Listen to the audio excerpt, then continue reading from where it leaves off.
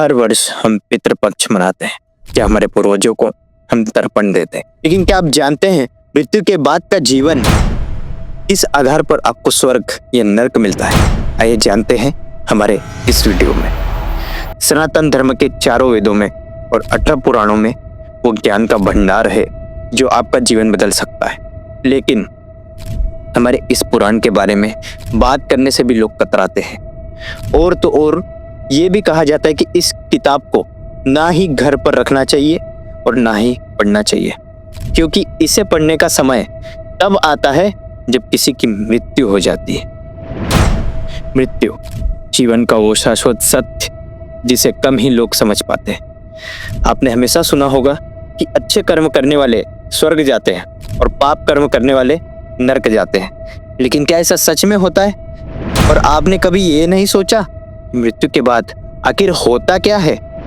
इस सब का जवाब देता है ये पुराण, जिसका नाम है गरुड़ पुराण। गरुड़ पुराण हमारे 18 महापुराणों में से एक है, जिसके 2 पार्ट है। पहला पार्ट है पूर्व खंड, विष्णु जी के योग, भक्ति और ज्ञान के बारे में लिखा गया है। लेकिन दूसरा खंड, उत्तरखंड, है राक्षसों और मृत्यु के बारे में। गरुड़ पुराण में विष्णु जी बताते हैं कि यमलोक में चित्रगुप्त के पास आपके सभी पापों और पुण्यों की पूरी लिस्ट होती है, और फिर चित्रगुप्त की सभा लगाई जाती है जिसमें प्रत्येक प्राणी के पाप और पुण्यों को डिस्कस किया जाता है, और उसी के हिसाब से इसका उसे क्या दंड मिलेगा ये तय किया जाता है। यमराज की सभा में जाने के 4 दरवाजे। जो पुण्य आत्मा है वो पूर्व दरवाजे से जाएंगे, जिसमें सुंदर गार्डन है, हंस है।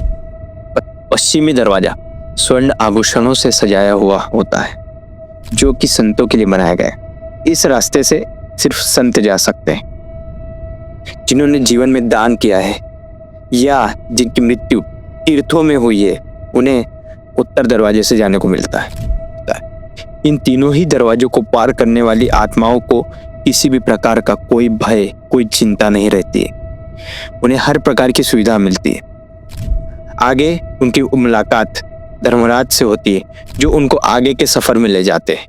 परंतु जो लोग पापी हैं, जिन्होंने दूसरों को दुख पहुंचाया हो, उनके लिए दक्षिणी द्वार है, जहां पर उनके बुरे कर्मों का पूरा हिसाब किताब होता है, और वहीं पर इनकी मुलाकात होती है काल से, यानी कि यमराज से, जहां पर उनके पापों की उन्हें सजा मिलती है।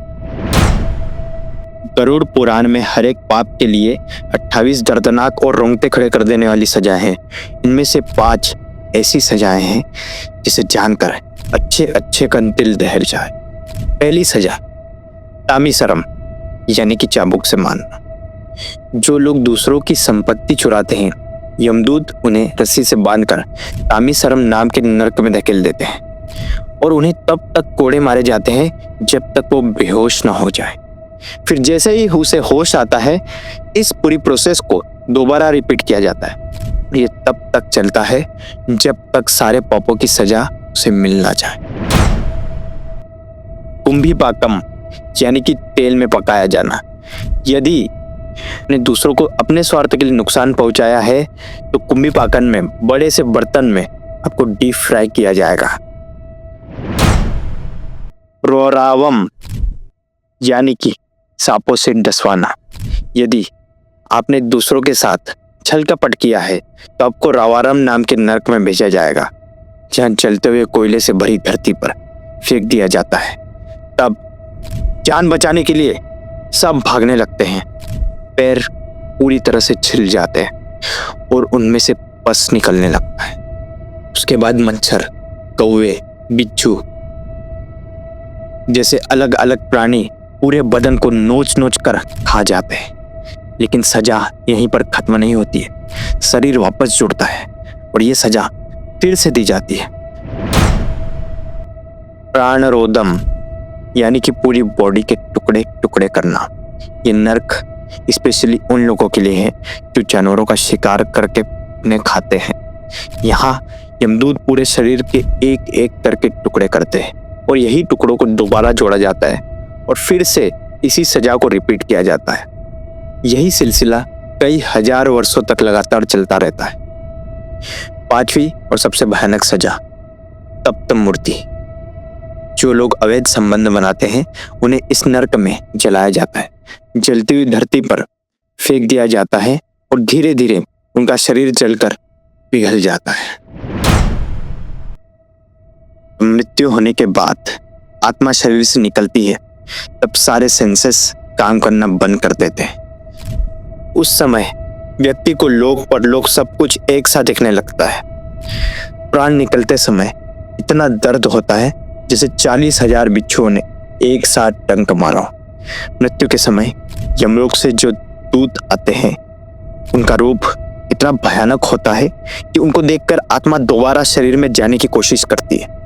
यमदूत आत्मा को रस्सियों से जकड़ लेते हैं और उस आत्मा को खींच कर ले जाते हैं और इसी के बाद शुरू होता है मौत के बाद का जीवन, जहां पापों और पुण्यों को तोला जाता है, कर्मों का न्याय किया जाता है और सजा सुनाई जाती है। जो इंसान अपने जीवन में अच्छे कर्म करता है उसे मृत्यु के समय कष्ट नहीं होता है और उसका यमलोक का सफर भी बेहद आसान होता है। लेकिन जो इंसान जीवन भर पाप कर्म करते रहा उसके लिए हर क्षण पीड़ा से भरा रहता है, क्योंकि यहाँ पर जैसा आपने बोया है वैसा आपको फल मिलेगा।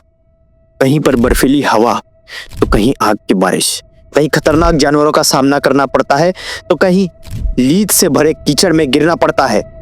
उस व्यक्ति की आत्मा रोने लगती है, लेकिन यमदूत उस पर थोड़ी सी भी दया नहीं करते हैं और उसे कोड़े मार मार के सारे पाप याद दिलाते हैं। इन सारी सजाओं के पीछे का कारण होता है कर्मों की सफाई करना, इंसान को उसके पिछले कर्मों से मुक्त करना और उस आत्मा को शुद्ध करना। जिस इंसान ने जितने पाप किए हैं उसे उतनी सजा मिलती है और जिसने जितना पुण्य किया है उसे उतना सुख।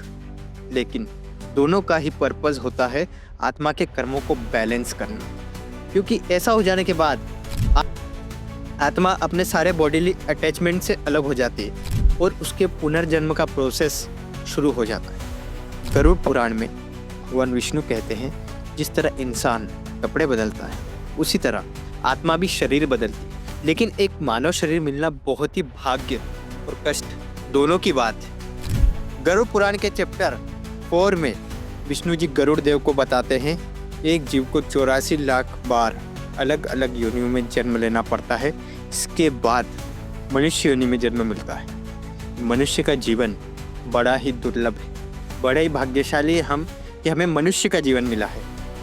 एक जीव को उसके कर्मों के आधार पर, उसके पाप और पुण्य के आधार पर अगला जीवन मिलता है।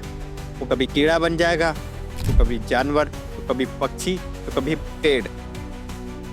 ऐसे ही 84 लाख बार अलग अलग रूप में जन्म लेने के बाद जब पाप और पुण्य दोनों बराबर हो जाते हैं तब मनुष्य का जन्म मिलता है। गरुड़ पुराण डिटेल में मृत्यु की बात करता है, पर साथ ही यह हमें कई सारे लाइफ लेसन्स भी सिखाती है। यह हमें बताती है कि मनुष्य का जीवन कितनी मुश्किल से हमें मिला है, इस जीवन को किस तरह जीना चाहिए, ये चॉइस हम सब की है। आपके इस बारे में क्या विचार हैं वो हमें कमेंट करके अवश्य बताएं। अगर आपको भी सनातन धर्म से जुड़े रहस्य जानने में मज़ा आता है तो आज ही हमारे चैनल को सब्सक्राइब करें, जहां पर आप जानेंगे हमारे मंदिरों से जुड़े अनसुने रहस्य और कहानियाँ। साथ ही साथ हम भारतीय संस्कृति की रक्षा करने वाले छत्रपति शिवाजी महाराज पर डिटेल में सीरीज़ लेकर आए, जिसे देखने के लिए आप आई बटन पर क्लिक करें। जीवन गाथा और महाकाल सीरीज़, ताकि हम सभी जान पाएँ अपनी जड़ों को, अपने 12 ज्योतिर्लिंगों को। छत्रपति सीरीज़ और महाकाल सीरीज़ की प्लेलिस्ट आपको डिस्क्रिप्शन में मिल जाएगी, जिसे आप वहां जाकर देख सकते हैं।